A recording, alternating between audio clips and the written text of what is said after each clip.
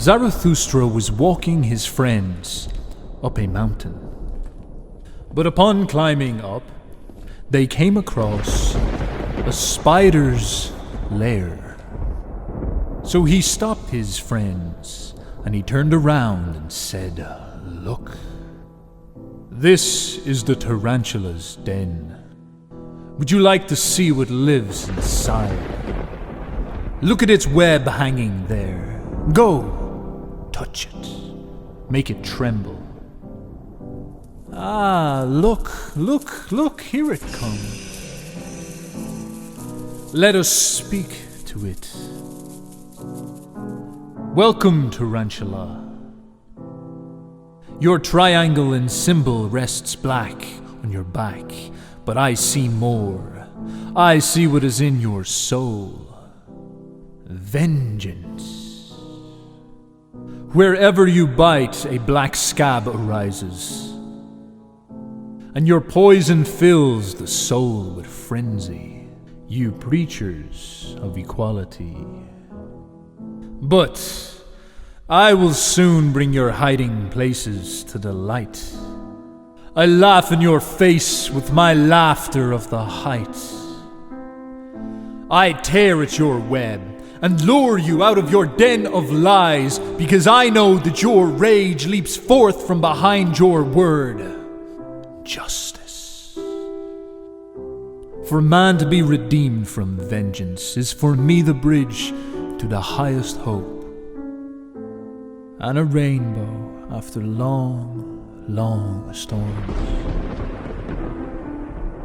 But you do not want this. Your hearts whisper vile promises to each other. You say, "Let it be very justice for the world to become full of the storms of our vengeance. Vengeance we will use and insult against all who are not like us. Equality, that itself shall henceforth be the name of virtue." Deep inside you, your impotence cries for this equality.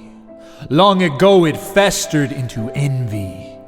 Now it has caught fire and rages as revenge. Against all that has power you wail and cry. And though you resemble the inspired ones, it is not your heart that vitalizes you. Oh no. And though you may be subtle and effective, it is not your spirit that makes you so.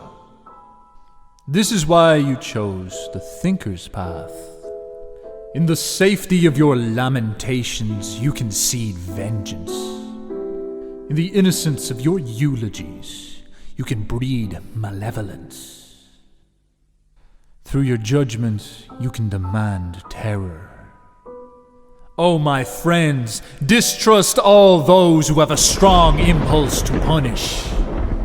These spiders thirst for their judgment day. Out of their faces peer the hangman and hyena.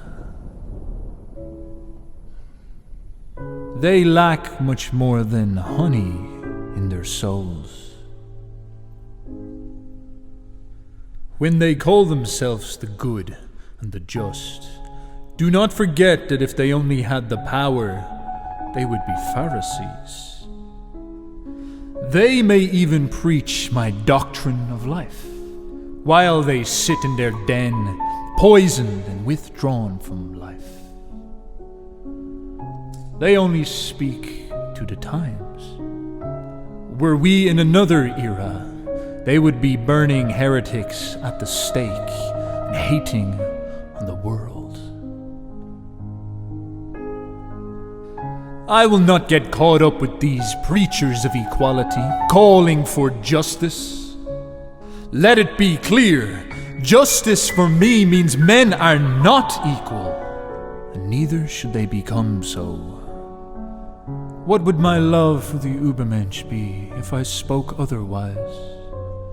We must charge towards a great future, across 1,000 bridges, where we will only see the backs of the victorious as they ascend. We will fight viciously to be first. This is what my great love demands. We will find enemies to hate. We will chase figures and phantoms. Yet the war that we wage upon each other shall be the supreme fight. Good and evil, rich and poor, high and low, all sacred words will be weapons in our hands, targets showing us that life must again and again surpass itself. Life will ascend higher, grappling upon itself, feet upon its lower versions, until the excellent stand champions. Through them, life itself will gaze into remote distances, out across blissful beauties that you and I will never see.